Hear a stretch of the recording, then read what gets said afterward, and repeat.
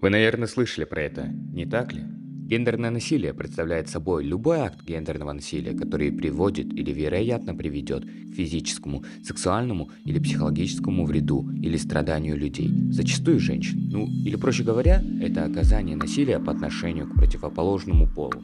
С древних времен гендерное насилие было очень популярно среди всех народов.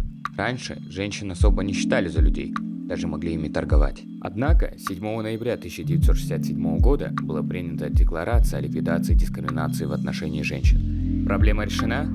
К сожалению, нет.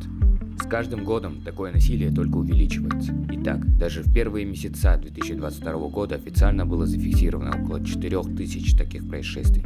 Одним из них можно считать случай в июне 2022 года, где 37-летний мужчина изнасиловал 16-летнюю девочку.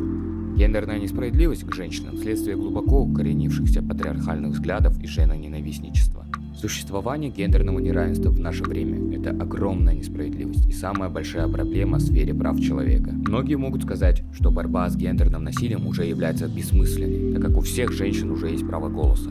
Их уже стали воспринимать как людей. В трудовой деятельности, охране здоровья, сфере образования, финансовых вопросах, карьерных позициях, в семьях, где девушки и женщин по-прежнему заставляют выходить замуж, рожать детей, обеспечивать другим комфорт в ущерб себе, скрывать свое лицо поневоле, встречаются данные проблемы. Насилие в отношении женщин и девочек оказывает значительное негативное воздействие не только на их благополучие, но и на их семьи в протяжении многих поколений.